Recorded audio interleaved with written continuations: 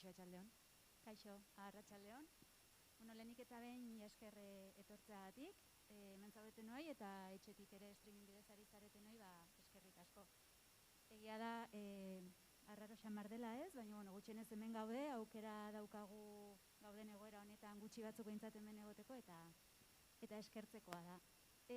Esan didate gogoratzeko mesedez, maskara denbora guztian jarrita eukitzeko, dena aurpegia ondo estalita, eserita egon bertzarete denbora guztian, eta irteterakoan txandaka ingo dugu, bai? Hango aldean zaudetenok poliki-poliki hasiko zarete irteten bukaeran, eta hemengoak azkenak. Bale? Bueno, hasteko, Kutxa Fundazioak eta DIPC kantolatutako hitzaldi ziklonetara etortzeagatik eskerrak. Urteak daramatzagu bi erakundeak horrelako divulgazio hitzaldiak eta antolatzen. Eta, azkenean, publiko ez espezializatuari zientzia eta teknologia eta ikerketak eta helarazteko modu ezin hobea dira, ez da? Ikertzailea ditua, punta-puntako zientzialariak eta modu atsegin eta gertuko batean aukera dute gu guztioi beraien eginkizunak pixka bat erakusteko. Harrera oso nahi izan da urte hauetan guztietan zehar, eta hori dela eta 2019an hitzaldi ziklo hau zientzia kutxa izenaren pean hasi genuen. 2019an izan genuen zikloa, iaz tamalez ezin izan zen burutu behar bezala, eta aurten berriro ekin diogu, eta hementxe gaude lehenengo egun honetan. Bai DIPC eta baita Kutxa Fundazioak partekatzen dugu zientzia plazaratzeko grin hori, ez? Eta horregatik gaude hemen. Izan ere, zientzia eta ezagutza Kutxa Fundazioaren oinarrizko lerroetako batzuk dira. Besteak beste, zientzia eta ikerketa gizartean eta gizarteratzea, gizartearen garapenerako ezinbesteko direla iruditzen zaigu, eta hori dela eta esfortzua ez da. Ez, baina lan egiten dugu zientziari plazaratzen, horrelako ekimenen bitartez, museoen bitartez, eta barren bitartez. Eta askoz gutxiago ere ez, zientzia ziklo hau disfrutatzeko ahaleginetan. Mila eskerra arret, DIPC-ren izenean ere, Donostia International Physics Centerren izenean, mila esker etortzeagatik, oso pozik gaude Kutxa Fundazioarekin zientzia ziklo hau egiten jarraitzagatik. Gu ikerketa zentro bat gara, fisika egiten dugu eta inguruko disiplinak ere lantzen ditugu, fisikaren inguruan. Baina hasieratik oso garbi eduki dugu zientziaren divulgazio oso garrantzitsua dela eta estrategikoki landu dugun bide bat izan da. Urtez urte, programa zabal bat sortu arte, markatu eske maskarilla gora eta bera nahi. Eta programa horren barruan zientzia kutxa hitzaldi zikloa gure harribitxietako bat da. Oso garrantzitsua da, urte asko daramatzagu Kutxa Fundazioarekin kolaboratzen, Handi Aretoan bere garaian, zuetako batzuk gogoratuko zeate, eta Nobel sariak eta perfil oso alduko jendea elkartzeko aukera izan dugu, urte hauetan zehar, beraz oso pozik gaude. Eta zikloari dagokionez, ikusiko zenuten, dagoeneko, gen bidaiaria jarri diogula, aurten denontzat ez da urte xamurra izan, eta beste gauza askoren artean bidaiatzeari ere utzi egin diogu. Iruditu zaigu polita izan daitekela aurten, perfil abenturazalea, esploratzailea daukaten zientzialarei omenaldi bat egitea, eta era berean guri ere aukera bat eskaintzea bidaia bat egiteko gaur, zientzialari eta divulgatzaile bikain baten eskutik. Gainera, mugak irekizizkigu duten egunean, bisitatzera joan ginen flixean, egon hori da egunerokotasunean, eta iruditu zaigu oso polita izango zela hemen gertuko zientzialari eta divulgatzaile bat ekartzea, lehendabiziko hitzaldi honetan.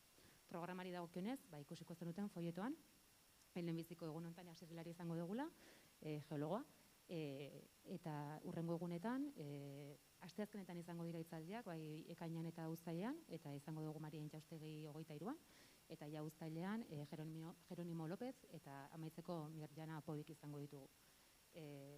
Komentatu nahi dizuegu izen emateak, astebete lehenago irekiko direla, nola afora oso murriztua den COVID-aren egoeragatik, nahi dugulako jendeari aukera eman izen emateko, orduan astebete lehenago irekiko dira Kutxa Kultur gunean, webgunean. eta bueno, izena emateko aukera ez daukanak, jarraitu ahal izango du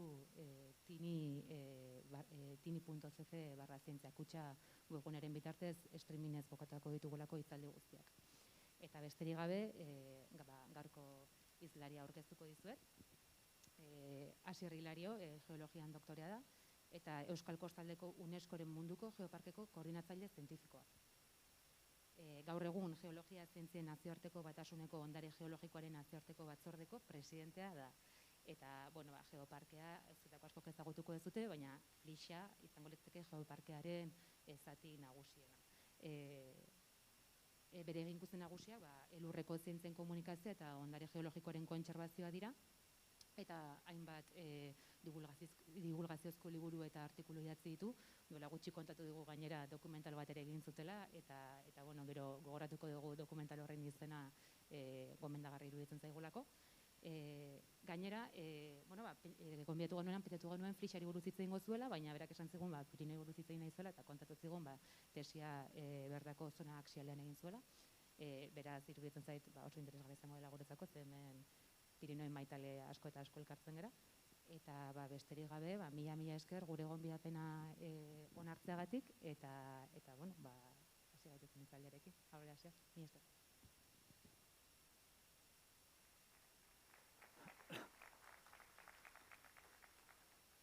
Bueno, arratsalde on guztioi. Arratsalde on guztioi. Lehenik eta behin, eskerrak, ezin du beste moduan izan, DIPeri eta Kutxa Fundazioari. Horrelako proiektu polit batean, divulgaziorako proiektu polit batean, parte hartzeko aukera emateagatik, ez? Bertako, ez dakit ni zientzialari, baina behintzat, gustatzen zait egiten dutena, eta gustatzen zait egiten dugun hori kontatzea, ez? Eta bereziki gustatzen zait gainera, proposatu zidatenean, aurtengo jardunaldi hauek, ez dakit, gene bidaiari horrekin zerikusia zeukala, eta, nahi zituztela zientzilariak edo hitzaldiak horren inguruan, pixka bidaiaren inguruan, edo esplorazioaren inguruan, edo horrelako zerbait. Azkeneko urtean apenas ezin izan dugulako bidaiatu, eta denak gutxiago edo gehiago, falta mota dugu hori, ez? Nik falta mota dut, nire lanbideangatik desenti bidaiatzen dut, mundu guztian zehar, baina benetan urte bat pasadan honetan, zarantzarik gabe, gehien falta bota detena izan da Pirinoetan joateko aukera. Gure gertu daukagun mendikate hau, eta maiz, ez astebururo, baino maiz, eta aspalditik, nik bintzat, jun eta disfrutatzen detena, eta ni bezala nik uste jende askok, ez? Eta beste bidai internazional eta exotiko guzti horiek, hasieran bai botan dituen faltan, baino bastante laizter, pasazitzaian, nola baita esateko, mamorreina hori, ez? Baina Pirinoetan joateko gogoa ez. Pirinoetan joateko gogoa benetan, nik sentituet hori falta mota detela.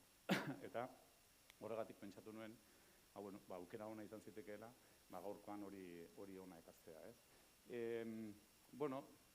Pirinoak gertu ditugulako, Pirinoak ederrak diralako, oso politiak diralako, eta Pirinoetan oso urrutira joan gabe, 200 kilometrotara dauzkagu, oso urrutira joan gabe, buruarekin, imaginazioarekin, asko urrutira joateko aukera daukagulako.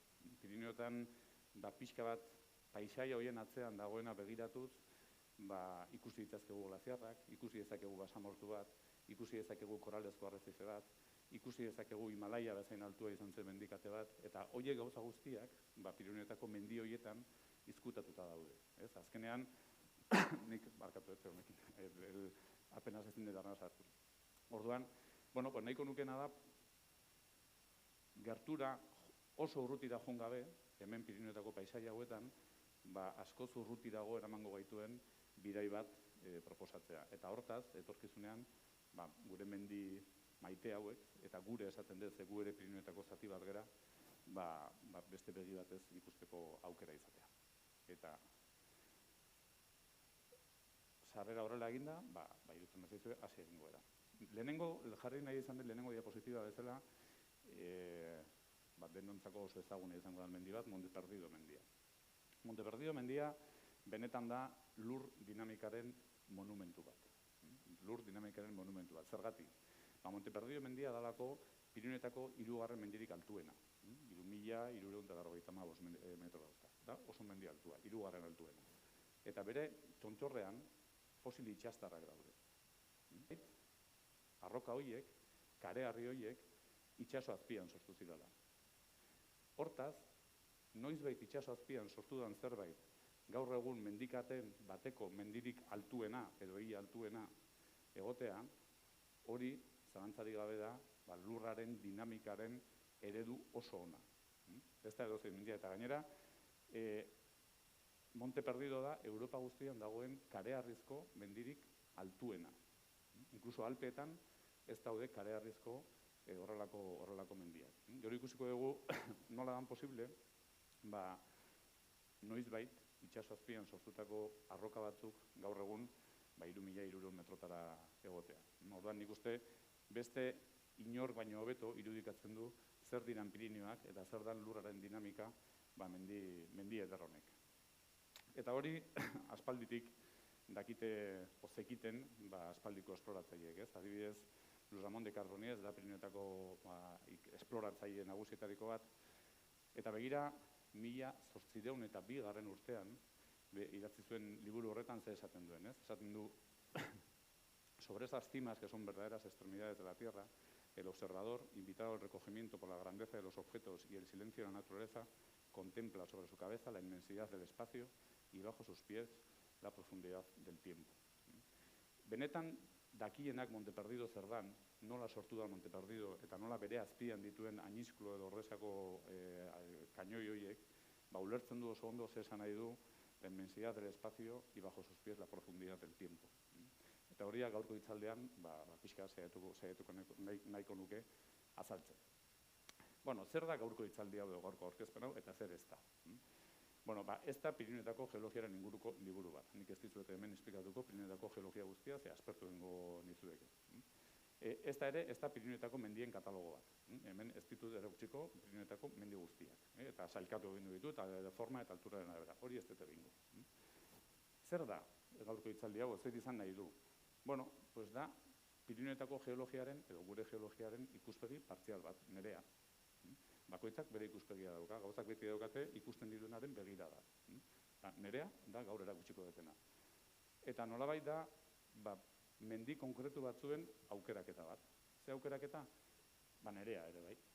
Nere esperientziak, nere bizipenak eman diaten, argi horrekin, markatu argi horrekin, pentsatu dut, hoberena hauek dirala Pirinioetako geologia azaltzeko. Eta zalantzarik gabe, gaurko aurkezpenak izan nahi du, noizbait, horrela, askotan, ni egon naizen bezala, egondan jendearentzako omenaldi bat. Mendia handi baten aurrean jarri, txikia sentitu, hori da mendia edokan gauza hon bat, txikia sentitu erazten zaitula, txikia sentitu eta saiatu gauzak ulertzen. Mendiak dira edifizioak bezala, mendiak dute arkitektura bat, mendiak dituzten material batzuk, material horiek daude jarrita modu batean edo bestean, eta gero daude moldatuta modu batean edo bestean. Saiatu gauza horiek ulertzen. Bueno, hau oso eskema basikoa da, baina eskema basikoa ulertzea oso garrantzitsua da hitzaldi guztirako. Edozein mendi ulertzeko behar ditugu 3 pauso. 1, 2 eta 3, 3 pauso. Lehenengo behar ditugu material batzuk. Mendiak ditu arrokak. Behar ditugu arrokak. Ze arroka mota ikusiko dugu, arrokak. Gero behar dugu arroka horiek pilatzea, altxatzea, mendi bilakatzea, tolestea. Eta gero azkenik behar dugu mendiei, baiarei, forma ematea. Behar ditugu 3 prozesu horiek. Lehenengo materialak, edifizio baten bezala. Lehenengo materialak, gero arkitektura, nola jartzen ditugun material horrek bata besten gainean edo, eta gero azkeneko forma, gero ja azaleko forma, gauza politiak egingo ditugu gainean. Bueno, lehenengo pausuan, materialak. Hau ez da zuzenean Pirinioetako, baina horregatik pixkat azkar jungo naiz. Materialak, arrokak ez dira denak berdinak. Eta ez da berdinak ikutzea mendi bat kareharrizkoa, Monte Perdido bezala, edo mendi bat granitozkoa. Bueno, arrokak izan daitezke sedimentuak. Nun sortzen dira sedimentuak? Erliebe handietan, erreketan sortzen dira horrelako sedimentuak, hondartzetan sortzen dira arearriak, itsaso azpian sortzen dira sedimentu pila bat, itsaso azpian sortzen dira bereziki kareharriak. fosil itxastarrekin sortzen dira kareharriak. Eta hau azpimarratzen dut, ze Euskal Herriko mendi gehienak kareharrizkoak dira, eta Pirinioetako asko ere bai. Orduan, baldin badaukagu mendi bat kareharrizkoa, horrek esan nahi du mendi horren historia azten dela itxas azpian. Baldin badaukagu mendi bat, adibidez, Adarra mendia bezala, hemendik gertu, konglomeratuz egina dagoela, horrek esan nahi du mendi horren historia segurazki erreka batean azten dela. Baldin badaukagu mendi bat, adibidez, Areharrizkoa Jaizkibel bezala, horrek esan nahi du mendi horren historia azten dela kasu honetan itxas azpian arrolia oso sakon batean. Arrokak esaten dugu non azten da historia hori. Arrokak izan daitezke sedimentuak, baina izan daitezke baita ere magmak, lava. Lava hori oztu egiten da, kristalizatu egiten da, eta lava horiek ematen dizkigu adibidez, hemen beran kristalizatzen balin bada, ez dakit zer esan, 5 kilometrotara adibidez, sakoneran, emango dugu olako granito bat. Edo lava horiek ateratzea balin badira sumendi batetik, emango dugu adibidez basalto bat. Midin bezala, gero ikusiko dugu. Edo baita ere, arrokak izan daitezke hirugarren taldea, 3 talde daude, sedimentuak, magmak, labak esateko, edo metamorfikoak, hauek dira oso arraroak, eta hauek dira zailenak. Baina hauek azkenean dira arrokak sortu diranak presio eta temperatura asko dagoen lekuetan. Normalean, plaka tektonikoak, gero ikusiko dugu, talka egiten duten lekuetan. Gero hitz egiten dugu hori buruz. Orduan, printzipioz, 3 arroka mota dauzkagu, 3 material mota daukagu mendi bat sortzeko. Eta bat euki edo beste auki, historia ez da berdina. Bigarren atala. Nola pilatzen ditugu material guzti hauek mendiak sortzeko? Mendiak, hartzen baldin badugu munduko mapa bat, eta ikusten dugu nun daude kokatuta mendiak, mendiak ez daude edozein lekutan. Mendiak daude, plaka tektonikoak, talka egiten duten lekuetan. Plaka tektonikoak zer dira? Plaka tektonikoak dira lurrazalean dauden pieza batzuk. Askotan jartzen da irudi hori, natila batean, gaieta bat gainean jartzea bezala. Benetan hori da. Lurrazalean oso fina, daude pieza desberdinak, eta pieza horiek azpian dagoen beroarengatik muitu egiten dira, oso poliki, baina muitu egiten dira. Oso poliki zen bada. Begira, konturatzeko, plaka tektonikoak mugitzen dira gutxi gora bera, media bezala 6 milimetro urtean. Hori da, gure azkazalak azten diran abiadura. Hori gogoratzeko erresa da. Hori gutxi da, hemen guk azten diranean, moztu eta kristo, eta listo. Baina horrelako kontinente puska bat, 20 milioi urteetan zehar, edo 100 milioi urteetan zehar, 6 milimetro urtean egiten dituenean, mugitu egiten da, eta sekulako indarra dauka. Eta batak bestearekin talka egiten duenean, denbora asko utzita, hor sortzen dira, horrelako arrugak nola baita esateko. Eta hori dira mendikateak. Mendikateak ez daude edozein lekutan daude, plaka tektonikoak talka egiten duten lekuetan. Eta zer gertatzen da plaka tektonikoak talka egiten duten lekuetan? Arrokak konprimitu egiten dira, deformatu egiten dira. Eta zer gertatzen zaio arroka bati konprimitzen dugunean? Pues hau. Tolestu egiten dela. Ikusten dezute, ze toles puska. Honek dauzka 300 metro alturan. Ikusten ze toles puska. Edo gertatu daiteke baita ere, tolestu egiten dira, edo gertatu daiteke baita ere, eta hau mendietan oso importantea da, zamalkadurak sortzea. Zer da zamalkadura bat? Guk azkenean, zerbait konprimitzea alin badegu, lehenengo da tolestu, konprimitzea alin badegu, da tolestu. Baina gertatzen da batzuetan, azten dala tolesten, ez du aguantatzen edo materiala rigidoagoa da, konportamentu rigidoagoa dauka, eta orduan tolestu beharrean zer egiten du? Hau konprimitzen dugunen egiten du, hau jartzen da poliki-poliki honen gainean. Eta orduan zer gertatzen da? Dauzkagula, fijatu hemen, pilaketa honetan,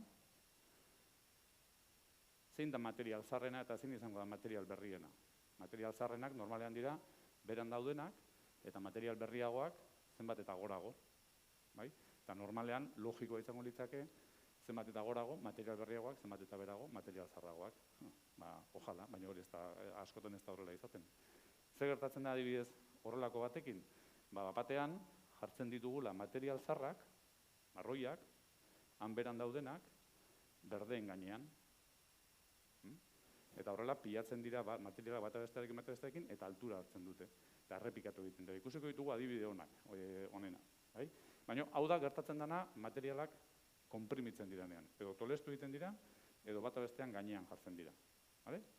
Eta hauek dira oso adibide honak. Hori da, Posetz espadazen mendebaldeko pareta handia, eta ikusi, hau da, bere garaian, kareharrizko kapa handi bat, horizontalean zegoena, eta begira zet tolespuska dagoen hori, begira zet zuaitzak ze tamainakoak dian. Eta hemen beran, egiten dut horrela, horrek hemen ez du funtzionatzen, hemen beran, dauzkagu mendi hauek, daukatela gutxi gora bera 100 milioi urte, bai? Hau da, Peña Montañesa. Ainsa dago hemen, eta Bieltzaldea araldea, bai? Pues hemen Peña Montañesa eta Kotillako kareharri guztiak, dauzkate gutxi gora bera 100 milioi urte. Eta hemen azpien dauden arrokak, 80 milioi urte. Nola da posible hori? Gainean eukitzea zarragoak dira materialak. Posible da, honengatik. Eta horrelako, desplazamentuak izan daitezke 100 kilometrotakoak. Pentsa, 100 kilometro moitu dira. Orduan, askotan, jakin behar dugu, ez bakarrik arrokak zein diran zarragoa, zein berriagoa, baita ere, nundik etorri dan. Puzle horretan.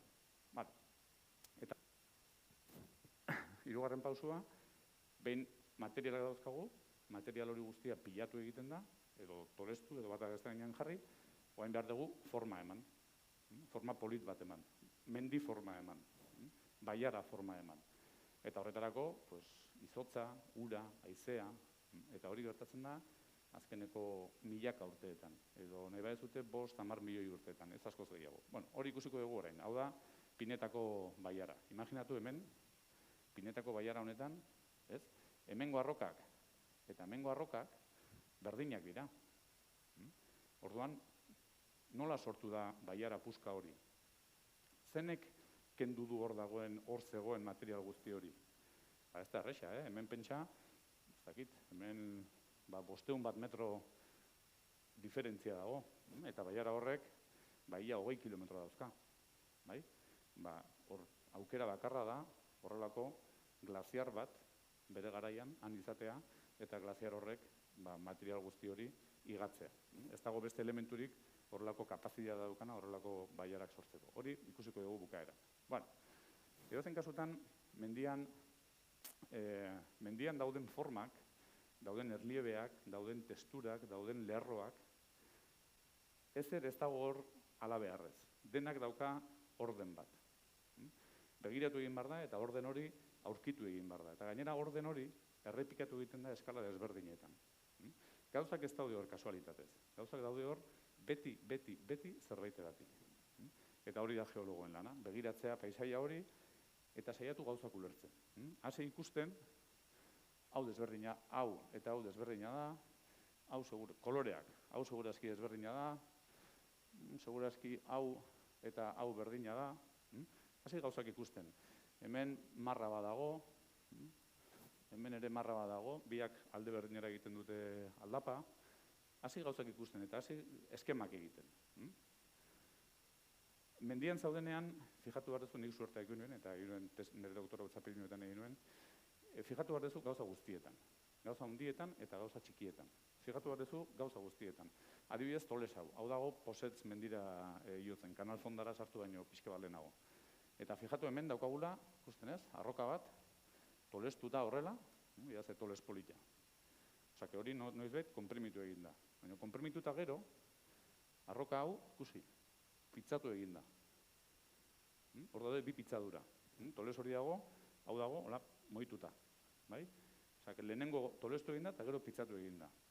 Apuntatu hori. Apuntatu, neurtu, eta ber gero beste lekuetan ikusten dituzun gauzak, enkajatzen duen.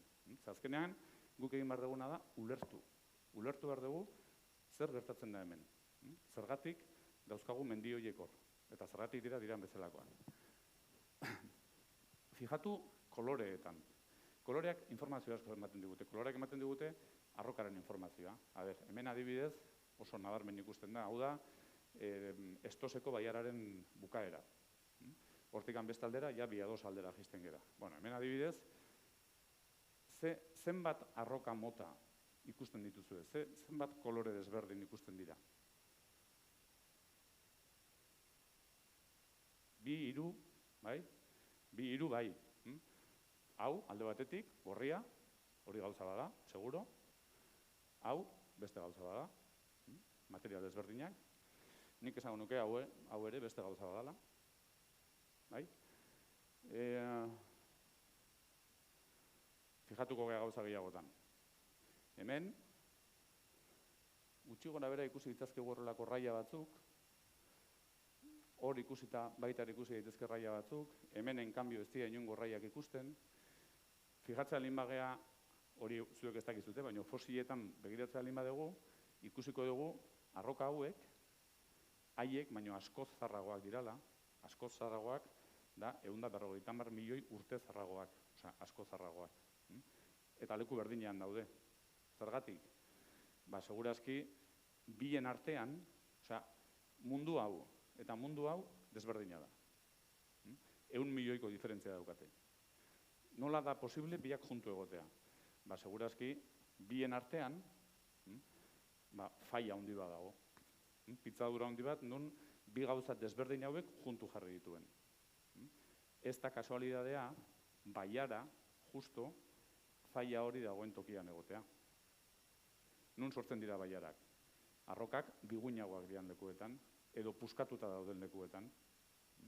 Arroka puskatuta baldin badago, erraixago igatzen da, eta baiarak sortzen dira. Gugatzen baldin badugu mapa bat, mendiko mapa bat, eta ikusten dugu baiaren distribuzioa, orientazioa nolakoa da, horrek esango digu, ez beti, baina askotan esango digu, mendi horien egiturak, faia nagusiak, pitzadura nagusiak nolakoak diran. Ze baiarak askotan sortzen dira pitzaduratan, ez da kasualitatea. Bueno, horrelako adibide bat, gero ulertuko ditugu hobeto gauza hauek. Mendian gaudenean, begiratu behar da gertu urrutikoa ulertzeko eta urruti gertukoa ulertzeko. Bi gauzak egin behar dira. Hau da kanal fonda, hau da lehenoko leku berdina, posetzea jotzeko leku bat, bide normalena, nolabait esateko, Angel Eluseko refugiotik. Bueno, hemen iotzen da, posetzea, posible da iotzea bastante errez, kanal hau dagoelako. Ze bestela, begira zen olako mendia eukiko genuken. Eta kanal hori askotan elurrakin egoten da, askotan krampoiak eraman behar dira posetzea jotzeko hemendik. Hemen fijatzea alin bagera, gu kanal horretan gaudela, jarriko nintzake hemen, kanal horretan, eta ara, ikusten duzu frenteko mendian, kanal berdina. Segurazki izango da, eta arroka hau, itxuraz gauza berdina da. Segurazki izango da, hor pitzadura bat datorrela. Eta pitzadura horrengatik igatu da materiala, eta ematen dugu kanal hori. Fijatzen linbagea gertuan, detailean, gertuan dauzkagun arrokak, hauek, adibidez, ikusiko dugu hori. Eta hor ze ikusten da. Hori ikusten da, gauzak puskatuta daudela. Hori da, kaos bat. Ikusten da gauzak puskatuta daudela. Hori pitzadura handi bat dago hor. Horregatik dago kanal hori hor, eta horregatik guk aldegu mendi horretara igo. Bueno, mendian hartu behar dira laginak. Oso importantea da arrokak mikroskopioan ikustea. Arrokak mikroskopioan ikusten ez baitugu, ez dira ulertzen, ezin dira ulertu. Arrokak ikusi behar dira mikroskopioan. Zergatik? Mikroskopioan ikusten diren gauza asko ikusi. Hau da granito bat, mikroskopioan, mineral pila bat bata beste pegatuta, magma hori kristalizatu danean, sortu diren mineral guzti horiek kristalizatu dira, hauek dira. Baina ikusten duguen badagoela horrelako bola bat, eta bola honek baditula ikusten horrelako forma bat, ez? Piskat, sigmoide forma hori egiten du. Hori geologoek badakigu interpretatzen, eta badakigu hori ikusita deformazioa izan dela modu batekoa, orientazio batekoa. Segurazki, patroi hori berdina, errepikatuko da baita ere, mendian beste gauza askotan. Orduan, oso importantea da laginak hartzera, ze mikroskopian ikusiko dugun horrek lagunduko digu asko ulertzen paisaian, haundian ikusiko duguna. Azkenean, mendian lan egiten dezunean, egin behar da dena neurtu. Dena. Ez da bakarrik ikusi, gero brujula batekin joan behar da, eta neurtu behar dira norabideak, neurtu behar dira inklinazioak. GPS-erekin neurtu behar da kokapena. Neurtu, apuntatu dena. kuaderno batean, dena apuntatu. Mapa batean, marraztu, imaginatu gauzak. Imaginatu nola izan zitekeen hori lehenago. Nola dan posible gaur egun daukazun paisaia hori ikustea. Pentsatu. Egon, eserita mendipuntan, eta pentsatu. Galderak egin zure buruari asko. Saiatu galdera horiek erantzuten. Behin eta berriz. Eta azkenean, mendian zaudenean, horrelako apunteak hartzen, egingo dituzu horrelako eskemak.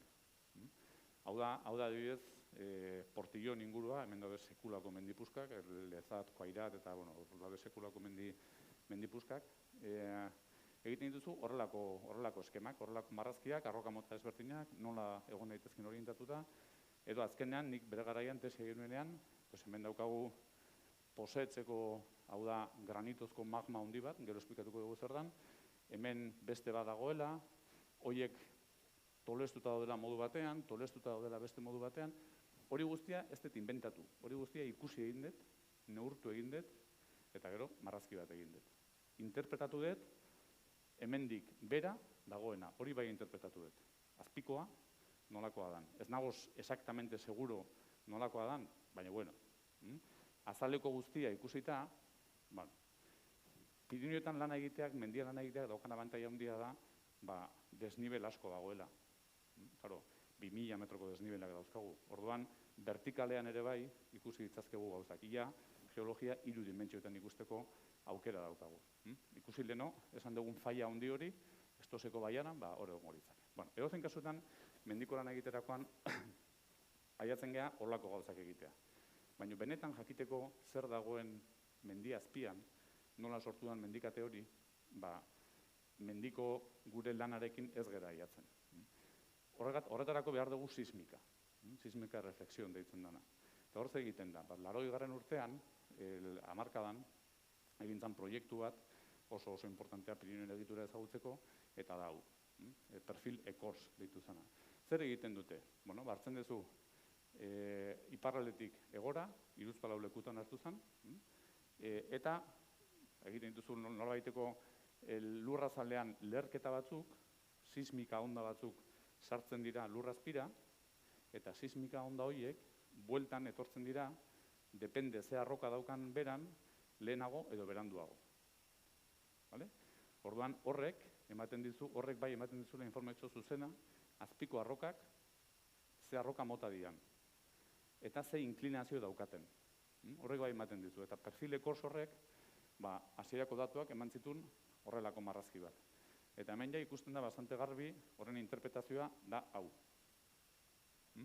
Horria ikusten da bastante garbi, hemen badaudela gauza batzuk herri horizontalak, pixkat hemen bera aldea jaisten diranak, hemen bastante lio ikusten da, hor pixkat horrela sartzen dana ikusten, eta hemen. Horren interpretazioa da hau. Eta horren interpretazioa zer da? Pirinioak sortu dirala, Iberia eta Europaren arteko talkarengatik. Baina talka hori, claro, Europa Iberia baino asko handiagoa da, honetan ere bai. Talka hori ez da simetrikoa. Biak ez daude baldintza berdinetan, simetriko izango balitz, badatuz bi kontinenteak horrela, talka egiten dute eta ongo gelditzen dira. Kasu honetan gertatu dena da, Iberiako plaka bestearen azpian sartu dela pixka bat. Hori ikusten den bezala. Ez da interpretazio bat, hori datuak dira. Hori da, sismika horrek ematen dizkigun datuak. Eta hori horrela dalako, Iberiako plaka sartu dalako hemen azpian, goran dauden egitura nagusiak asimetrikoak dira. Pirinioa da mendikate asimetriko bat. Eta hori Pirinioak ezagutzen dituzuenak oso ondo ulertuko dezute zer dan. Pirinioetako tontorretan gaudenean, Frantziara begiratzea din badugu, Frantziako lautada segituan dago. 5 kilometrotan Oloronen zaude. Segituan dago. En cambio, hegoaldera begiratzea din badugu, Ebrora aiatzeko, Hueskara aiatzeko, behar ditugu, ez dakit, 1 kilometro. Oso asimetrikoa da Pirinioa. Zergatik da asimetrikoa? Bere talka asimetrikoa izan zarako. Iberia sartu zarako Europaren azpian. Gero ikusiko dugu, baina kalkulatzen da, Pirinioak sortzeko egintzen mozketa, 160 kilometro zirala. Lehen 160 kilometro itxaso zana, gaur egun daude Pirinioetan. Gero ikusiko dugu hori eskema batean. Bueno, eta lan asko egin eta gero, Frantzian eta Espainian, azkenean hau da Pirinioetako mapa geologikoa. Hau niretzako da monumentu bat. Hau da urte askotako lana, kooperazioa, eta hau niretzako benetan da gizakiak pentsatzeko daukan gaitasunari egindako monumentu bat. Hor dauden, hau ez da interpretazio bat, hori da horrela. Hor dauden material, kolore, raia guztiak dira mendian dauden bezala. Material bakoitzak dauka kolore bat, adin bat, kolore bat, dena. Hemen dago informazio pila bat. Bueno, horren simplifikazio bat, ikusten duguna da Pirinioak dauzkala behintzat bizati oso ondo desberdinduak. Bat, erdian dagoena, zona axiala ditzen zaiona, erdigunea, eta bestea iparraldean eta hegoaldean dagoenak. Bi hauek bastante antzekoak dira. Baina hau bastante desberdina da. Eta honek kointziditzen du bastante ondo honekin. Erdiko hau gauza bada, eta hau beste gauza bada. Arroka mota desberdinak dira, eta egiturak, formak desberdinak dira. Oain ikusiko dugu diferentzia eta zergatik diran bi gauza desberdin. Berez, Pirinioak bi mendikate dira. Hori da sekretu handiena. Pirinioak mendikate bat, ez, Pirinioak bi mendikate dira. Bata bestearen barruan. Eta hori da oain ikusiko duguna. Pirinioak ez daude hor kasualitatez, esan dugun bezala, Pirinioak hor daude kontinenteak mugitzen diralako eta talka egiten dutelako. Hortaz, honek nolabait esateko baita ere dauka munduaren egoerarekin ere enkaje bat. Esan eten bezala, bi Pirinio daude. Bat, deituko diogu mendikate Pirinio zarra, eta bestea Pirinio berria.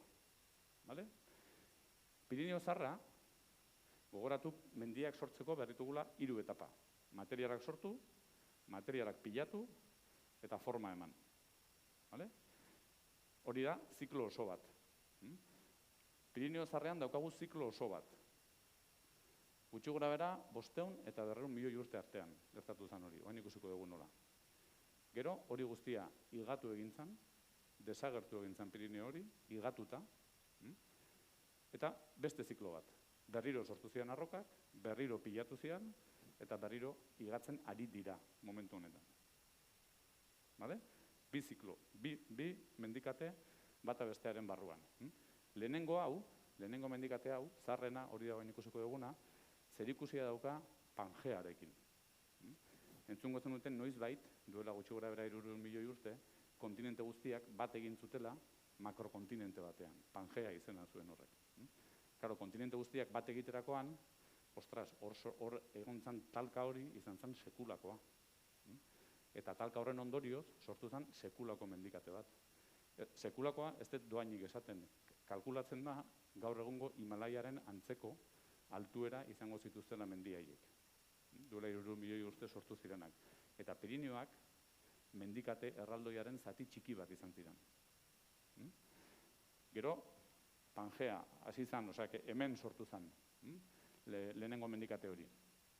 Puntu gorria da gu gauden lekua. Gero Pangea hasi zan disgregatzen, kontinenteak hasi ziren mugitzen, disgregatzen, eta poliki-poliki, mugimendu horretan, berriro itxaso bat sortu zan, Iberiak eta Europak derrepente forma pixkat hartu zuten, batak bestearekin talka egin zuen, eta hor sortu zan bigarren Pirinioa. Eta gero, gaur egun ja, bigarren Pirinio hori, Pirinio berria, ari da higatzen eta forma hartzen. Bueno, guazen ikustea Pirinio zarra, lehenengoa. Duela 500 eta 200 milioi urte inguru. Bueno, gogoratu dala hori, Pangearekin bukatzen da, baina Pangea baino lehen, kontinenten distribuzioa guztiz desberdina zan, guztiz desberdina. Hemen, hasieran itxaso azpian geunden, itxaso azpi horretan, sortzen dira, ikusten itxaso azpian horretan sortzen dira, itxaso azpian sortzen dira arroka normalak. Kareharriak, areak, horrelako gauzak. Talka egiterakoan, sekulako talka egin zuten, eta arroka guzti hauek egin ziren deformatu. Baina talka hori hain potentea izan zen, hain indartxo izan zen Pangea sortzeko talka hori, material batzuk funditu egin zirala. Eta funditzerakoan magma poltsa handiak sortu ziren. Eta hori importantea da, Pirinioetako mendi nagusientzako ikusiko dugun bezala, bai? Gogoratu honekin, arrokak itsasazpian sortzen dirala, gero Pangea sortzerakoan hori denak konprimitu egiten da, bai? Eta hor sortzen dira horrelako magma poltsa handiak, beroarengatik, indarrarengatik, bale? Bueno, zein dira itsaso zar haien azpian sortutako materialak? Pues hauek adibidez, hauek dira Pirinioetan dauden arrokarik zaharrenetarikoak, Batximala ingurukoak. Pues hauek dira eskistoak itsasoaren azpian sortutako buztinak, bera ze buztin pila, buztin pila. Edo pixka bat beranduago, ia 200 milioi urte, hau da, Benazke gainean dagoen Sierra Negrako arbelak, oso mendikate politia, oso berezia, dena beltzak, edo gehien bat itsaso azpian sortzen dira kareharriak. Esan dugun bezala, itsaso azpian sortzen dira fosil itsastarrekin kareharriak, bale? Eta adibidez, garai hartako kareharriak dira foratatakoak, edo dira iseiakoak. Hemen ikusten ez dute, itsaso azpian sortzen dira materialak, sortzen dira metaketa bidez. Hortaz, horizontalean. Hasiera baten horizontalean, baina talkarekin hori tolestu egiten da, eta hemen ikusi materialak daudela horrela. Bai, inklinatuta. Baina, bira, hau dena. Ze kareharri pila dagoen hor. Hori da, itsasoaren azpian sortu ziren koralezko arrezifeak. Hor barruan daude, duela gutxi gora bera 200 milioi urteetako koralezko arrezifeak. Pangea baino lehen. Edo adibidez hauek, oso mendi ezagunenak ekarri ditut. Edo adibidez hau, Binemalen oso garbi ikusten da, bi arroka mota daudela. Daukagu Binemaleko pareta nagusia, txuria edo grisa, kareharria, beti, baina puntan, Zerbillona inguruan, puntan, marroia. Bueno, pues horiek dira, karo, itsasazpian, koralezko arrezifeetan, kareharria dagoen lekuetan, karea edo biziduna dagoen lekuetan sortzen da kareharria, eta inguruetan, bizidunak hainbeste ez dagoen lekuetan, sortzen dira buztinak edo areak. Nahastu egiten dira arroka batzuk eta bestek. Hemen ikusten den bezala. Duela 200 milioi urteetako itsasoak emandako sedimentuak. Eta hori guztia, Pangeako kontinentea gerturatzen hasi zianean, tolestu egin zen, deformatu egin zen, baina deformatu behi da nola deformatzen den, Ikusi, kareharri horiek, gehi buztin horiek, nola dauden deformatuta. Nei mendian guztia zaitasko, saiatzen, ulertzen, ikusten dana, eta ikusten ez dana. Hori da oso importantea, ze mendian, ikusten deguna baino gehiago, falta da, ez dago. Zer esan nahi du ez dagoela? Esan nahi du, zenbat arroka mota daude hemen? Hasiera baten, nik esan nuke nagusiki bi, grisak eta gorriak. Hemen, grisak.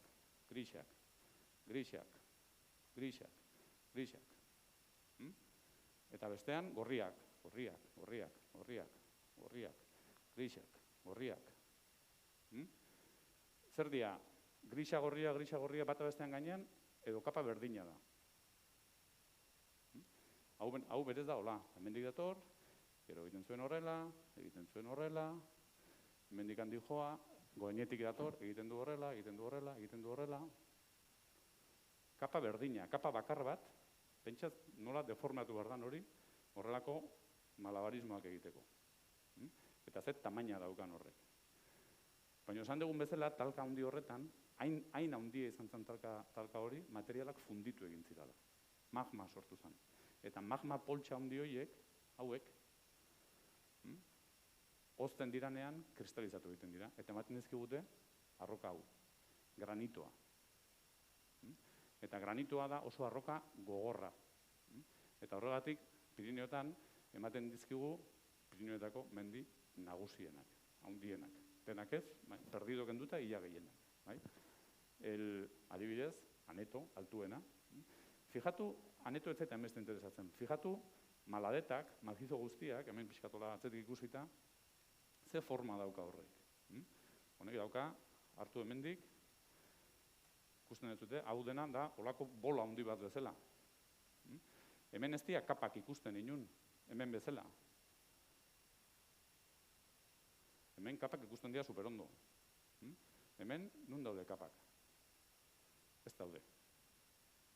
Hau da, granitozko poltsa handi bat. Bai? Batolito bat deitzen zaio. Edo plutoi bat. Eta gero, askoz geroago, azkeneko milaka urteetan, izotza etorri da, eta bolsa handi hori igatu egin du, eta sortu ditu horrelako kresta hauek, eta aneto hemen, eta baina hori dira, en fin, azaleko kontuak. Azkeneko urteetan gertatutako zerbait. Hau da, adibidez, horrelako beste bolsa handi bat, beste granitozko bolsa handi bat, plutoia handi bat, hau da Perdigero ingurua, eta hau jarri dut, hau da Pirinioetan dagoen 3.000 metroko mendi gehien dagoen mazizoa. Baina ikusi hau ze polita. Bueno, politean egitu zait. Baina tesia egin nuen hemen, baina benetan da oso leku politia. Zer da hau? Hemen daukagu material eskisto horiek, buztin horiek, eta hau zer da? Hau, hola? Eta hau gero gainean, hau da granitoa. Eta hau ere bai. Eta hau zer da? Hau da, ikusten da granito horrek azpian bolsa handi honek, azpitik zeukan elikadura. Tximinia bat. Tximinia batetik iotzen zen magma guzti hori, eta hemen egiten du horrelako bolsa handi bat. Bolsa handi hau, atzekaldetik ikusita, da hori. Da, Perdigero bloke guztia. Horrelako itxura daukate granitozko mendiak. Granitozko mendietan ez dira kapak ikusten. Da, masa amorfo bat. Gogoratu zer dan. Bolsa handiak, magma bolsa handiak. Hemen oso ondo ikusten da Neubilen. Horrelako bolsa handi bat. Eta gero, azkeneko 100.000 urteetan, izotza etorri da, eta izotzak egin ditu baiarak eta krestak eta horrelako gauza. Baina hori da azaleko kontu bat, besterik ez. Bolsa handi hori granitozkoa, balaituz ere bai, oso argiak dira. Ikusten duzuna horrelako kolorea eta oso argiak dira. Garmonegor ingurua ere bai. Horiek denak dira, hori, Pangea sortu zanean, duela 300 milioi urte, talka hartan sortutako magma poltsa handiak. Eta hemen gertu, Aiakuarria. Aiakuarria da, balaituz edo aneto, bezain Pirineo, eta bezain granito, eta bezain Pirineo zarra. Fenomeno berdina. Bueno, eta ze gertatzen da, hau berriro estoseko baiararagoaz, ze gertatzen da magma poltsa horien inguruan. Hemen ikusten dugu, arroka mota desberdinak, begia pixka bat eginda daukagu, nik argi esango nuke, hau bat, hau txuria, hemen segurazki kareharri horiek, ikusi ditugunak bain arte, hemen segurazki eskisto horiek, buztinak, itxasazpian sortutakoak, hau, hoi igual da hau bezalakoa, edo igual ez. Hemen fijatzen bagea, kapak, gero fijatu koloreak eta kapak ikusten dian edo ez. Kapak ikusten dira, nik esango nuke eskubiko hortan, nik esango nuke hau dala zerbait hola vertikala. Desde luego, hemen ere ikusten dira gauza vertikalak horrela. Bai? Hemen ikusten dira hori, baina hori dira kanal oso azalekoak. Hau, berez, hauek dira kareharri horiek, ikusi ditugunak, beste mendietan, eskistoak, hola vertikalean, bata, pakete bat, beste pakete handia, eta hori da oitako granitozko poltsa bat. Ze gertatzen da hemen inguruan? Granitozko poltsa horietatik gertu. Joder, arrokak egosi egiten dirala. Magma poltsa horiek oso beroak daude eta arrokak egosi egiten dira. Eta egosten diranean, ematen dizkigute, horrelako erokeriak, edo obra arteak nahi badin badezute. Hau da, pasada bat. Hau da, ikusi ze kaosa dago hor gora. Baina hau posible da, benetan, hor justo horren atzean, horrelako granitozko poltsa handi bat dagoelako. Eta beroarengatik arrokak egosi egiten dira eta, pixka batik fluitu bezala egiten dute. Bueno, hau da, edo adibidez, kasu berdina, infiernoseko marmolerak. Hemen inguruan Pirinioetan ibiltzen geranak, marmolerak oso ezagunak dira, hauek dira marmolerak. Zer dira marmolerak? Berdin, marmola, berez, geologikoki marmola da, kareharria egosita, beroarekin. Marmola sukaldekoa beste gauza da. Marmola benetazkoa da, kareharria egosita. Nun sortzen da hori? Kareharri daukagunen eta ondoan beroa dagoen lekuetan. Hemen kareharria geneukan, eta beroan nun dago.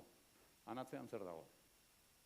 Balaituzeko, teno ikusi dugu, granitozko poltsa handi hori. Balaituzeko granitozko poltsa handi horrek ematen dio beroa, kareharri masa honi, marmola bihurtzeko. Bueno, gutxi gora bera eta labur biltzeko, lehenengo Pirineo hau da, Pirineo zahar horren paisaia.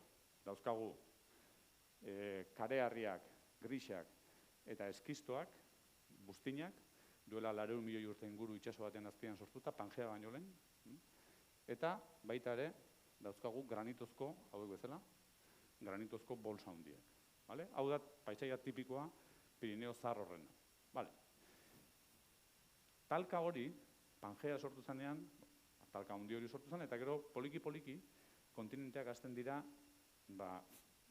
disgregatzen. Eta disgregatzen hasten diranean, pitzadura handiak sortzen dira.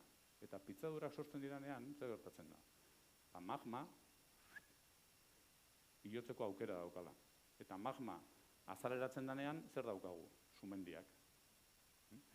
Miri, hau da ez da argazki tipikoa mirirena, baina jarriet oso ondo ikusten dalako. Miri da superbolkan bat, hori izan zen. Duela 260 milioi urte inguru. Konpresio guztia pixka bat relajatu zanean, hori dena konprimituta dagoenean, ez dago lekurik pitzaduretatik magma hori gora iotzeko, baina relajatzen denean pixkat, pitzadurak sortzen dira eta pitzaduretatik magma jo daiteke. Eta sortzen ditu horrelako sumendi puskat. Miri ez da Pirinioetako sumendi bakarra, hau da bestea. Anaiet da bestea. Hemen ere kapak ez dira ikusten. Hori da magma bat. Eta fijatzen bagea Anaiet gainean, hau da, bigarren pausua gaude, hor, mendiaren eraketan, Anaiet gainean, ikusi, dauzkagu, gero, aldamenean, daukagu bertize Anaiet. Guztiz, hau eta hau, desberdina da. Baina zein da erlazioa bat eta bestearen artekoa? Pues hemen ikusten da. Zein dago bat eta bestearen gainean? Gorria, txuriaren gainean. Osea, hau dena dago horren gainean. Eta hori dena, hango arroka horiek, hau, hemen lupa jartzea baldin badugu, hor ze ikusten da. Hau. Eta hau zer dira? Hau dira, areharriak, gorriak, areharriak eta konglomeratuak. Nun aurkitu ditzazkegu gaur egun areharriak eta konglomeratuak, harri biribilak, errekatan. Hauek dira Pirineo zaharraren higaduraren sedimentuak. Mendikateak altxatzen diran bezala, higatu egiten dira, eta inguruan uzten dituzte sedimentu pila bat. Eta sedimentu horiek ikusten dira. Hauek dira mendikate zahar horren higadura sedimentuak. Pentsa, hemen inguruan ere, badauzkagu lehen esan dut, adarra adibidez, edo larrun adibidez. Pentsa, esan dugu, mendikate hori, zahar hori, izan zela Himalaia bezain altua. Eta desagertu egin zen. Desagertu zen higadurangatik. 50 milioi urte ingurutan, higadurak utzi zuen hori, hola. Denbora kontua besterik ez da, 50 milioi urte, denbora asko da. Mendi hau, baldin badago Pirinioetan mendi bat, nik esan nuke geologo gehienak aukeratuko genuena, hau da. Hau da Castillo de Atxer. Hemen mendikan gertu dagoen mendi bat. Zergatik? Mendi honek irudikatzen duelako beste edozeinek baino asko hobeto zer dan Pirinioa. Pirineo zaharra eta Pirineo berriaren arteko erlazioa. Hemen dauzkagu Pirineo zaharraren sedimentuak, errekak, errekak Pirinioetatik garbitutako sedimentuak, hauek, hauek denak, eta gainean, zer dago gainean? Porque hori gainean dago. Zer dago gainean? Zer arroka izan daiteke orgoran ikusten den gris hori? Norbait animatuko da. Arroka grisak, txuriak, grisak, diak kareharriak. Oain arte ikusi ditugun bezala. Horrek zesan nahi du. Bidaz historia kontatu dugun, Itxasozpi baten azpian geunden, Pangea baino lehen, Pangea sortu zanean hori guztia altxatu egin zan, hori altxatu zan sekulako mendikateak emanez, baino gero igatu egintzan, eta igadura sedimentu horien gainean, hori ja kontinente bat zan, errekak, horren gainean zer daukagu? Kareharriak, osea, itxasoa berriro. Hasten da, ziklo berri bat. Bukatu da lehenengo zikloa, hasten da ziklo berri bat. Bai? Are gehiago, kareharri horiek deformatuta daude. Goran, leheno argazkia hemendik ikusi dugu, ordan ez genduen ikusten, baina beste lekuetetik ikusita, fijatu, pakete handi hau, pixkat dagoela horrela. Pixkat deformatuta dagoela. Osea, horrek esan nahi du, ez bakarrik erreken gainean itxaso bat geneukala, baizik eta gero hor sortutako arrokak berriro ere tolestu egin zidala. Bigarren zikloan gaudeia. Bai, hemen ikusten da oso garbi. Pirineo zarrean ze ikusi dugu. Arrokak sortu zirela, tolestu egin zirela, igatu egin zirela, hemen sedimentu hauek, gorriak, eta honen gainean, berriro, itxasoa. Bueno, eta orduan, hemen sartzen geha, Pirineo berrian, bigarren ziklo bat. Kontinenteak disgregatzen dian enean, kontinente bat zana, berriro bain itxasoa sartzen da poliki-poliki. Eta hor kontinenteak azten dira dantzan pixka bat, Iberiak eta Europak berriro talka egin arte, eta gaur egun ezautzen duguna altxa arte. Eta hau da, hegoaldean eta iparraldean, orain arte ikusi duguna da erdiko hau. Eta hemendik aurrera ikusiko duguna da hau eta hau. Bai? Hau da ikusi duguna bain. Hemendik aurrera, gaude, berriro itxasoan, eta berriro talka baten ondorioz altxa egingoa. Itxaso horren azpian ze sortu zidan? Pues itxaso azpian sortzen diran arrokak, kareharriak, berriro. Baina askoz berriagoak. Ez 100 milioi urte, kasu honetan 100 milioi urte. Adibidez, hauek. Kotillako mazizoa oso ikusgarria, denan kareharrizkoa da. Begira ze kareharri paketea, horrek 300 metro dauzka, lodieran. Edo hau adibidez, abestak idatzen ez duten hau oso mendipolitia da, el turbon. Hauek dira itxaso tropikal batetako arrokak, berriro. Edo hau da monumentu bat. Zergatik da monumentu bat? Bueno, ordezan da monumentu bat gauza askorengatik, baina geologikoki ere bai. Bueno, hasteko kapak oso ondo horizontalean daudelako. Ikusi hemendik hasten geha, 85 milioi urteetako kareharriak, 70 milioi urteetako areharriak, 60 milioi urteetako kareharriak. Bat hasten gaina, taka. Igual dauzkagu hemen 1000 metro arroka, itxaso horren azpian sortu ziren 1000 metro sedimentu bat bestean gainean tal cual sortu ziren itxaso azpian. Gero etorri da glaziarra, gero ikusiko dugu, egin du baiara puska hau, eta uzten digu dena ikusteko moduan. Oso ondo ordenatuta, bata bestean gainean, eta hori geologontako da txoio bat. Porque bestela gauzak egiten dira han eta hemen. Hau da, behar ditugu horrelako lekuak erreferentzia bezala. Eta bain, lizentzia bat utziko dira zute, Frisiaren inguruan ez deritzen go, baino bai. Arroka horiek dira exactamente adin berdinekoak hauekin. Fijatu, 60 milioi urte. 70 eta 60 milioi urte. Hau da, Zumaiako kate muga. Kate muga da dinosaurioen estintzioa, 65 milioi urte, oza, adin berdina. Hori da, hemen. Dira, justo adin berdineko arrokak. Itxaso berdinean sortuak. 200 kilometrotara. Hauek, gutxi kubritze zuen itxasoan, eta hoiek, itxaso berdinean, baino askoz gehiago kubritze zuen leku batean. Hemen kubritze zuen 100 metro, hemen kubritze zuen 1000 metro. Itxaso berdina, gaur egun bezala.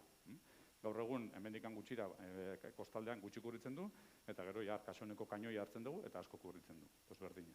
Frisia sortu zen hanberan, hoiek sortu ziren hangoran.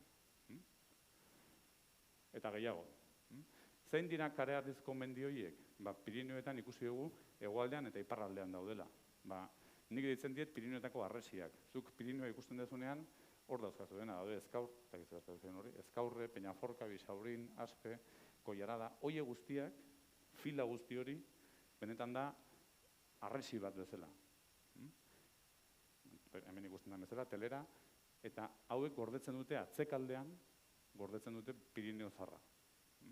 Edo adibidez, Nafarroko Pirineoa, hemen ikusi, hemen oain hasten zeate garraiak ikusten, pixkat orientazioak, paketeak ikusten, bai? Hau, argi eta garbi dago horrela. Bida ze paketeak dian. Hemen adibidez, Antsabereko orratza edo eskalatzen dana. Antsabereko orratza oso ikusgarria da, eta zer da? Pues berez da, Petretxeman, hau moituta daukatu, Petretxemako bloke handi honetan, hemen dago pitzadura bat, pitzadura hori igatu egin da, eta gelditu da, isolatuta arroka bloke bat. Ez daukan misterio handirik. Oso ikusgarria da, baina hor pegatuta dagoen, egunen batean zer gertatuko zaio honi, hau, erori egingo dela. Horrelako beste asko existitu zidan bezala eta erori zidan bezala. Gure mendiak, adin berdinekoak, historia berdina. Vale. Eta hori, Iberia eta Europa, hori itxaso horretan, Iberia eta Europak talka egiten dute. Eta hemen kalkulatzen da, duela 81 milioi urte, Iberia gutxi gora gara hemen zegoenean, hemen 80 milioi urte, Europa hemen, hemengo itxaso horrek 160 kilometro zeuzkan. Eta Iberia poliki hasi zen, taka. Osea, 160 kilometro horiek daude gaur egun Pirineoetako mendietan. Nola da posible hori? Leheno 160 kilometro zirana gaur egun 10 kilometro izatea. Hori da posible, hola. Hartu, eta konprimitu, denbora askon zehar, eta taka, bat erazten gainean. Zuek pentsatu, zuen herriko mendia, urtean milimetro bat igoko balitz, urtean milimetro bat. Gure bizitzan 100 milimetro, 100 urte, 100 milimetro. Inor ez gineak egai izango, konturatzeko, ni nire kasuan, Uzturre mendia, 100 milimetro gora egin duela. Ez dugu zomaten. Jarri, milimetro bat urtean, talka nagusia gertatzen da hemendik honea. 20 milioi urteetan. Milimetro bat urtean, 20 milioi urteetan, dira 20.000 metro. Osa, ez da ni siquiera milimetro bat urtean. Hau da, lizentzia bat pixka bat, Ze igotzen den bezala, jetxe egiten da, igatu egiten da, eta bar. Baina, da konturatzeko denbora. Azkenean, mendiak, nola da posible hori? Horrela, pilatu, tolestu. Hau da, monumentu bat. Eta hau da, mendi bat gainea, normalean kotxez pasatzen geha azpitik, eta ez geha konturatzen, hau da, ezkaurre. Zuri izan dagoena. Baina begira ezkaurre zer dan. Ezkaurreak, kareharrizko kapa bat, kapa handi bat, sekulasko tolesa. Sekulako tolesa, karo. Pentsa hori horizontalean zenbat okupatzen duen. Baina, horrelako tolesarekin zenbat moztu dugun ja. Edo beste tolesa hauek adibidez, Añizklo sarreran dauden horrelako tolesa handi hori, oso zabala. Edo Janobaz sarreran dagoen toles polit hori oso toles politia da, oso vertikala, edo Gabarnik oinkaldean dauden, ikusten dituzute hor toles pila bat. Baina batzutan, esan dugun bezala, arrokak tolestu egiten dira, eta beste batzutan pitzatu egiten dira, puskatu. Eta puskatzen diranean, moitu egiten dira bat besteekin. Eta horrelako lekuetan, ikusi dezakegu nola moitu diran. Neurtu dezakegu exactamente noaka moitu dan. Hori horren ez den sartuko horrekin. Baina bai pilaketatan. Hau oso importantea da. Hau da, perdidoko mazizoa, punta de las olasen ikusten da oso ondo. Hemen figatza alin bagea, nik hemen, eta zuek ia ikusi beharko zenukete, ikusten da totxo horizontal bat, eta hemen, hau gainetik. Bastante garbi ikusten da. Ez dela ikusi, hemen, marrazkian eginda. Dira, arroka berdinak, bata bestean gainean jarrita. Edo Sierra Berneran. Hau Lizarako refugioan. Lizarako refugiotik Bizaurin azpian. Ikusi, hor dauden kareharri horiek, horko paketea goikoa eta goikoa, 3 pakete daude garbi, bat bi 3, pakete berdina da. da horrelako zerbait. Tak, tak, tak. Bai? Toles bat, beste bat, pakete berdinak dira. Bata bestean gainean, horrela sortzen dira mendiak. Hasieran daukagu gauza bat horizontala, horrelako lodiera daukana, baina hori tolesten badugu eta jartzen badugu bata bestean gainean, pues hori da. Bueno, edo batzutan tolesak izan daitezke un lío. Hau da, adibide oso ona. Hau da zilindro, partidotik ikusita, bida zilindron, hemen Z toles puska daukagun. Eta batek pentsatuko luke, digo, bale, tolesa ikusi dut, jazta, ulertzen dut mendia. Ba ez. Ikusi, hemen puntan, dauden material hauek, ez duten enkajatzen honekin. Hau, baino zarragoa da. Orduan, batzutan, ez da edo tolestu egiten da, edo zamalkadura daukagu. Izan daiteke, zamalkadura daukagu, eta gero, behin bata bestea gainean pilatuta dagoenean, orduan tolestu egiten da. Osea, un lío. Baina hori da gure lana mendian. Gauza guzti horiek ikustea eta rekonstrukzio bat egitea. Eta gero ja bukatzen juteko, Pirineoetan leno gogoratu Pirineo zarra igatu zanean utzi zituen sedimentu gorri horiek. Gaur egungo Pirineoa ere altxatzen hasi zanean, lehenengo erliebeak duela 30 milioi urte, 40 milioi urte. Altxatzen hasi zanean igatu egin zen. Eta ze ikusten da? Pirineoen hegoaldean, badago horrelako barrera bat oso garbia, mapan ikusi daitekena oso garbi, ditugula konglomeratuzko sekulako paretak. Ezagunena, dudik gabe, Riglos da, baina, Badieioko inguruan, Guaran, edo Salto de Roldan, hau ezagunagoa da igual, baina honen berdin-berdina da, edo Sierra de Sis, ere bai, oso leku politia da. Horiek denak dira, lehenengo erliebeak altxatu ziranean, igatu ziran sedimentuak. Errekek, igatu zituzten sedimentuak. Bueno, eta ja, bukatzeko, azkeneko etapa, gaur egun zizelkatu forma eman bartzaio. Edifizioari forma eman bar diogu. Baiarak, mendiak ez dira altxatzen mendi formarekin. Eta horretarako kontutan eduki behar dugu, gaur egun, arroka hauek sortu ziranetik, 60 milioi urte, 30 milioi urte, lehenago, klima askoz beroagoa zala. Eta poliki-poliki klima hozten jundala, eta hortaz, azkeneko urteetan ekuditu glaziazioak eta interglaziazioak. Klima izan da gaur egun baino, ja luparekin begiratuta gaur egun baino desente hotzagoa. Bakarrik duela 60 milioi urte, 60.000 urte, 60.000 urte oso denbora gutxi da geologian. Gizakiak bazeuden hemen inguruan. 60.000 urte, temperatura zen gutxi gora bera 6 gradu bajugoa. Pirineoetan zeuden 50 kilometro luzera eta 800 metro lodiera zuten glaziarrak. Gaur egun Karakorumen dauden glaziarran berdinak. Hau da rekonstrukzio bat. Nolakoa izango zen Pirineoa duela 60.000 urte. Hori ez da duela, hori atzo, eran egun da. Eta Pirineoetan zeuden, hori ematen du gaur egun Karakorumeko argazki bat. Eta horrela, ulertu daiteke, Pirineoetan egotea, horrelako baiara puskak, ze hemen material horiek eta material hauek berdinak dira. Hemen falta da erdian dagoena, norbaitek kendu du hori. Hori kendu du horrelako glaziar puska batek. Bereziki honek, ordesakoak, hemen ikusten da, rekonstrukzio bat, ikusi hemen, hau izango litzake kola de caballo ingurua, hemen goriz ingurua, hemen dikan baiara guztia jaisten da, torla, broto, eta hemen dikan pixkat berago. 50 kilometro inguru zezkan glaziar horrek. Eta ia 800 metro izotz, 800 metro izotz, beste baiara oso potentea, Pinetakoa. Ikusten dut hor, Pinetan ere, sekulako glaziar puska zegoela. Hau, Pinetako baiara. Horrelako baiara bat, bakarrik glaziar batek sortu dezake, izotzak sortu dezake. Eta adibidez, ikusten dira, Pinetan, hau da Pinetako, hemen egongo litzake, paradorea. Pentsa, gaur egun paradorean gaudela, aurrean daukagun pareta puska hori, ia 1000 metro desnivel dauzka. Eta goran dago gaur egungo perdidoaren glaziarra. Pentsa, 1000 metro horiek, hor bat zegoela, 300, 400, 500 metrotako izotz puska bat, hortikan bera geisten. Kaskada de Serac esaten denen Everestekoa, Hau, izango zen horren antzekoa, edo handiagoa.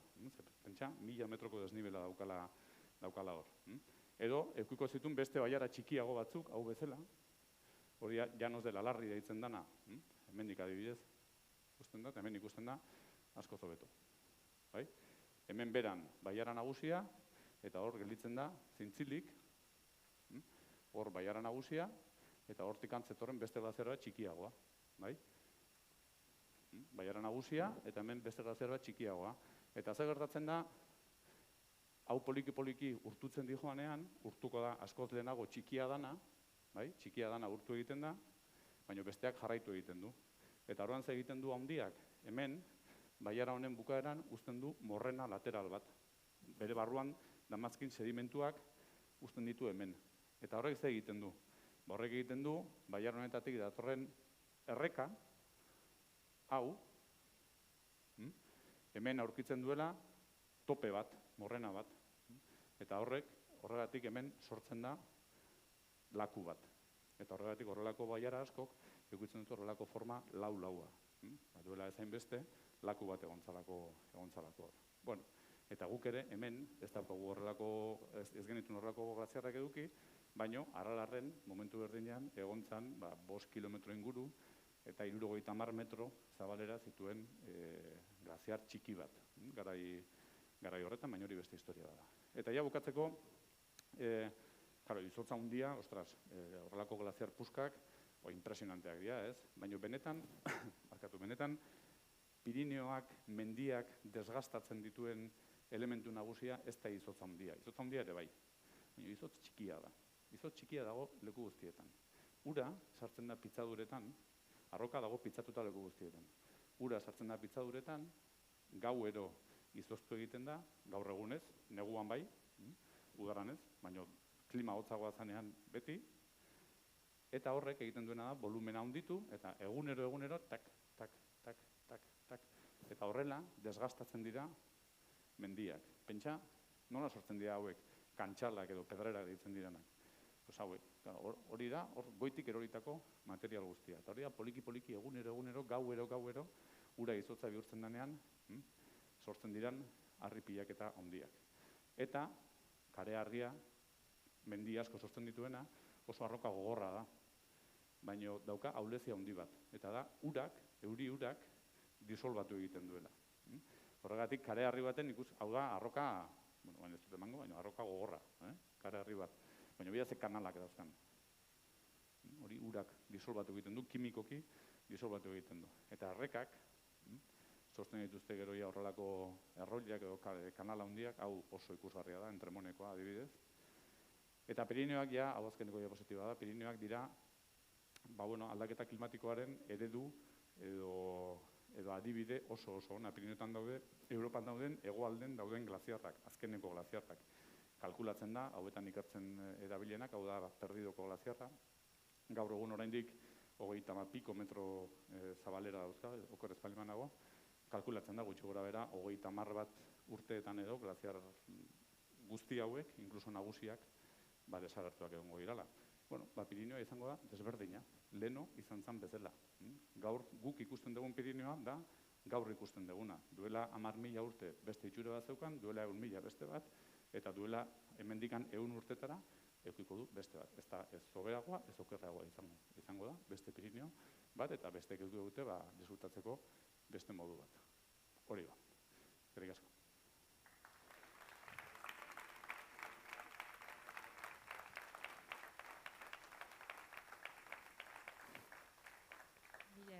Mila esker, Asio. Bai, edan ura esportze handia egin deztuta, benetan oso interesgarri izan da.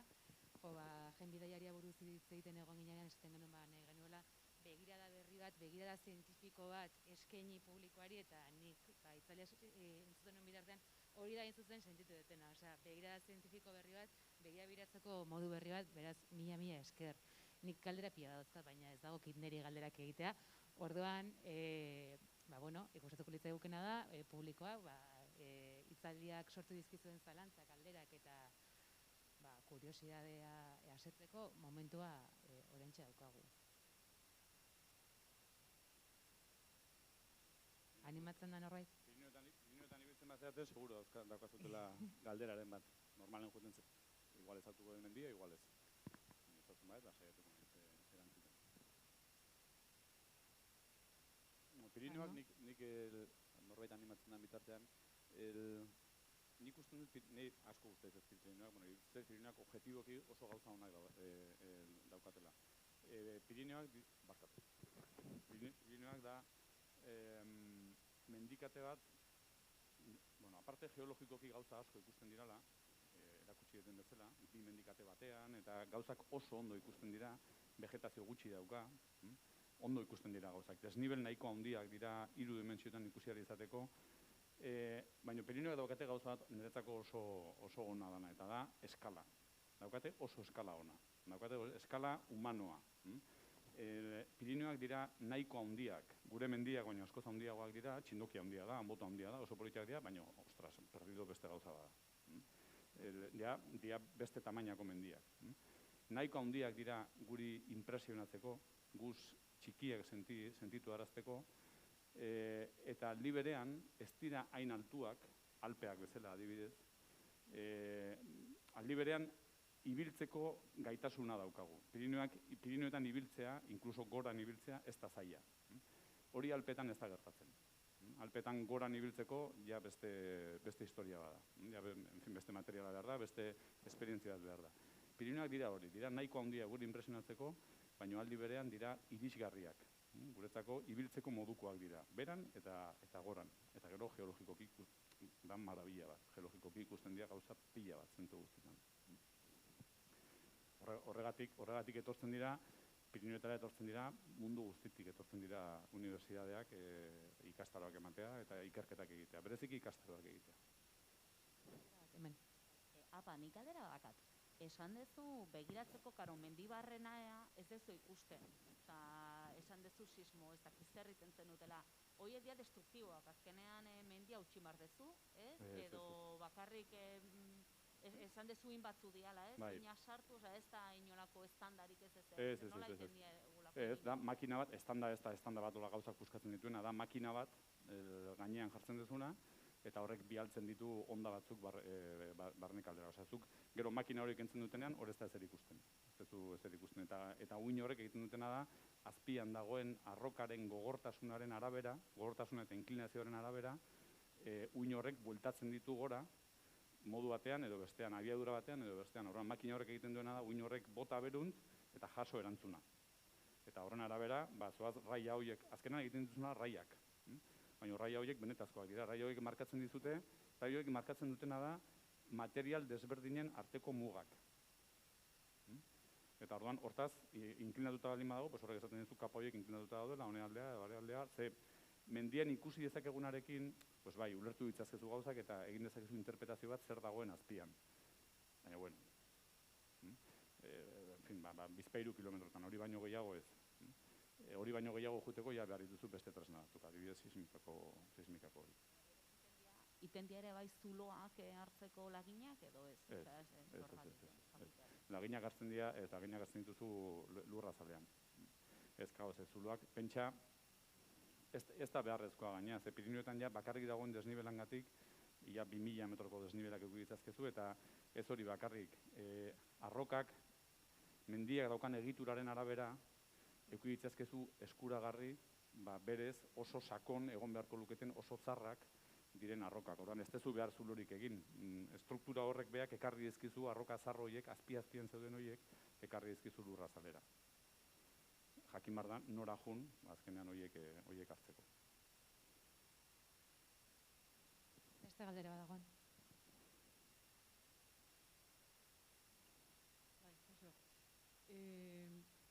A ber, esplikaten ez. Toles duro horiek ainondo ikusten dianak, horrek suposatzen du harria biguina gongo zala, ez? Edo nola da posible, ze baste batzutan pitzatutak ikusten dira, buskatutak. Bai. Baina, hola doblatuta ikusten dian horiek nola gertatu da hori? Hori gertatzen da, edo arroka oraindik guztiz litifikatu gabe dagoenean, guztiz gogortu gabe dagoenean, ja bastante gogorra, arroka da, baina gaur egun dauden bezala egonda, bere konportamentua izango zen fragila. puskatu egingo lirateke. Baina, zuk hasiera batean oso gogor ikusten duzun arroka bat, deformazioaren abiadura ere importantea da. Deformazio hori oso azkarra egitea balin baduzu, puskatu egingo da.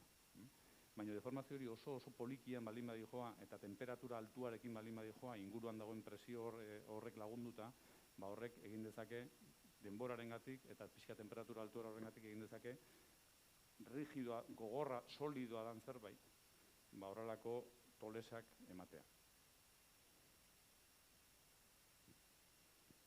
Abiadura kontua da oso importantea. Eta pentsa horrelako toles bat sortzen dela 10 milioi urteetan. Ez da sortzen... 10 milioi urteetan egon da presiopean berotasun hori mantentzen? 10 milioi edo gehiago. Osa, Pirineotan deformazioak irauten du 61 milioi urte. Tarteka izango da bortitzagoa hemen edoan, eta tolesak horrek ez du esan nahi deformazio guztiak irauten duela 60 milioi urte. Tarteka deformazio hori izango da gogorragoa alde batean edo bestean, zona batean edo bestean. Baina horrelako tolesak sortzeko arazorik gabe, 10 milioi urte, arazorik gabe. Orduan, 10 milioi urteetan deformazio oso poliki joa.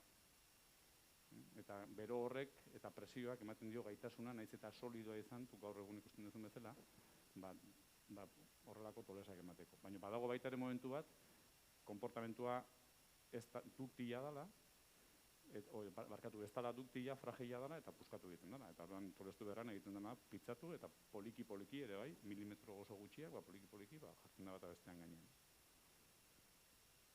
Zerikusi asko dauka denborarekin eta pixka temperaturarekin, baina gehiema denborarekin. Beste galderarik?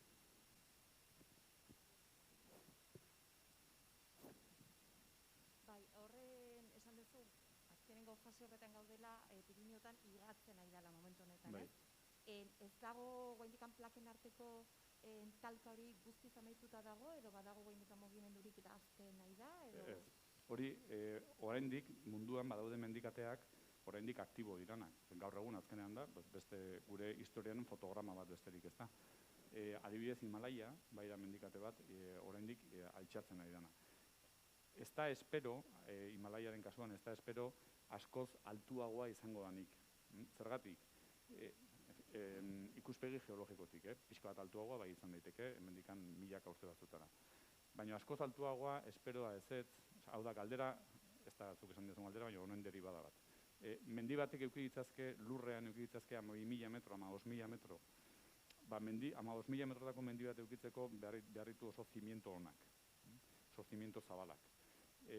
Eta Himalaiak ez ditu zimiento horiek, azkan oso handiak dira, baina ez 15.000 metrotako mendi bat. Orduan, pentsatzen da, 9.000 metrotan dagoela pixkat bere ekilibrio maksimoa. Himalaia bai da aktiboa, Pirineoak ez. Pirineoak ez dira aktiboak. Baina, adibidez, guk hemen inguruan, Iruñan bereziki, noiz benka lurrikara batzuk dauzkagu. Lurrikara horiek dauzkagu faiak daudelako, pitzadurak daudelako, hausturak daudelako terrenoan. Haustura guzti horiek sortu ziren, Pirineoak sortu ziranean. Orduan, Pirineoak sortu ziren haustura horiek, pitzadura handi horiek, gero, konpresio hori bukatzen denean, pixkat mendia ze egiten da, erlajatu, egiten dugu, erlajatu pixka bat. Eta erlajatzeko erabiltzen ditu, konprimitzerakoan sortu ziren pitzadura berdinak. Eta askotan, gaur egun dauzkagun lurrikara horiek, zerikusia daukate askotan gehiago erlajazio horrekin, bultzatze prozesuarekin baino.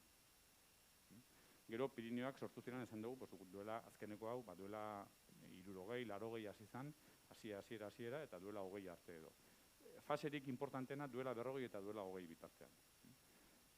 Eta gero, zer gertatu zen, behin Pirineoak talka horren, Iberia eta Europan arteko talkaren indar nagusia absorbitu zuenean, Pirineoak ja ez zuen gehiagorako ematen, deformazioak ez zuen gehiagorako ematen, eta orduan deformazio hori hasi zen hegoaldera transmititzen.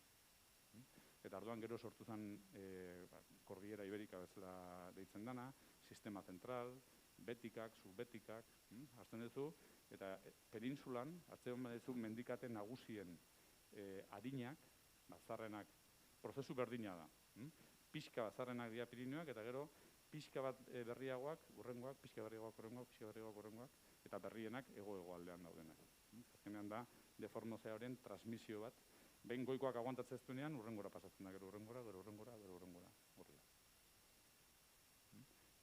Horregatik, azkenean euskal mendiak, edo Kordillera Kantabrika guztia, Pirinioen jarraipen bat besterik ez da. Geologikoki Pirinioen jarraipen bat besterik ez da. Ja, adibidez, Kordillera Iberika hori ja pixka bat, Ebron bestaldea dagoena, ja pixka bat berriagoa. Macizo Zentral pixka bat berriagoa.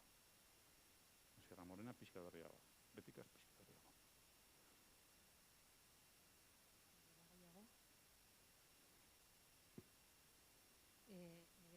Nik ere galdera ingoet. Interesatzen zaidalako norak esan denari jarraituz. Orduan, ja ez baldin badago presiorik, zer gertatuko da Pirinioekin urrengo milioika urteetan? Separatu egingo da Iberia edo berriz, edo zer, Saramagoren liburuan bezala, o txorakiri bada, o... Iberia separatzea, bai, Iberia separatzeko, horretarako ez dago frogarik, hori gertatuko da nik. Badaude leku batzuk munduan, nun aktibidade tektonikoa, volkanikoa, termikoa somatzen den rift inguruetan, eta hor badakigu kontinenteak poliki-poliki separatzen hasi dirala. Hori Pirinioetan ez da gertatuko, ez dago horren zantzurik, eta gainea bai badakigu Iberia eta Europa oso ondo soldatuta daudela. Ze gertatuko da? Igatu egingo dela. Igatuko da, poliki-poliki, gaur egun ze gertatzen zaio, poliki-poliki igatzen ari dela. Zenbat denbora izango da hori? 20 milioi urte, 30 milioi urte. Pentsa, duela 300 milioi urte sortu zen mendikate erraldoi hori, Pangea sortu zanean, 8.000-9.000 metroko mendiak eman zituela, eta horren gainean itxaso bat jarri zen. Osea, hori igatu egin zen guztiz. Pirinioak ere poliki-poliki igatu egingo dira. Pirinioen igadura material gehienak hegoaldean behintzat noa joan dira. Ebroara, Kuenka del Ebro, Ebroko haranera. Eta hori dira, adibidez, Monegrotan edo Bardeetan ikusi ditzazka. Ebroko kuenka hori duela, okerrez palimanago, 5 milioi urte arte, arro itxia izan zen. Ebrok ez zeukan irteerarik Mediterraneora. Izan zen, barne itxaso bat bezala. Barne itxaso horretan, laku erraldoi horretan, gaur egun Ebro harana dana, hor sortu ziren, joain datu ez dakit, baino metro, sedimentu metro pila bat. Pirinioetatik etortze ziren, pentsa Pirinioetan zenbat materiala falta dan. Zuk hau ikusten duzu, esaten duzu, ostras, hemen mendi hauek, hemen ikusten dituzu ja, hola, honek jarraitzen du hemendik. Hemen gero berriro egiten duela, hola, honek jarraitzen du hemendik. Hemen goran dagoen guzti hori, ez dagoen guzti hori, hori leheno bat zegoen, nunbaiten dago. Hori egatu eginda, eta sedimentu txikietan, junda Ebroren arro hori betetzen. Ebrok aurkitu zuenean bidea Mediterraneoa irikitzeko, orduan, hor pilatu ziren, hori nintzen zagoratzen, baina ez dakit, 2000 inguru sedimentu, inguru metro sedimentu ez diran, Ebron pila bat. Orduan, Ebro hasi zanean aurkitu zuenean bidea Mediterraneoa irteteko, orduan, hasi zan erreka, hor zeuden sedimentu guzti horiek, ibaia, hor zeuden sedimentu guzti horiek, igatzen. Eta ordea, gaur egun Monegroetan, edo adibidez Bardeetan, ikusi dezakegun prozesua. Eta nora eramaten ditu sedimentu guzti horiek, osake azkenean, nun daude material guzti hauek, falta diran guzti horiek, edo Ebro haranean, Ebro harana handia da, edo Ebro haranean, edo Delta del Ebron. Delta del Ebron dago sortua, ez Pirinioetatik bakarrik, Ebroko, Kuenka del Ebro, Ebroko arroak, elikatzen da Pirinioetatik, baina elikatzen da Betikatik ere bai, Iberikatik ere bai. Hor metatu zen, sedimentu pila bat. Azkeneko uste duela 5-6 milioi urte, aurkitu zuela bidea Mediterraneo, eta ordutik poliki-poliki, baina garbitzen Delta del Ebron guztien material guzti horiek. Osa, ez gertatuko zaio, igatu egingo bada. Igatu eta, baina gu ez gara hemen egongo.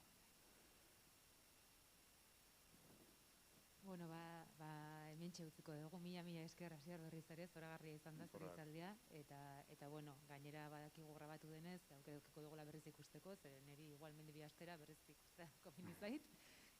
eta ba, mila esker denei etortzeagatik, eta berriz ere ikusiko gera 23an, bale? Venga, mila esker agur. Eskerrik asko.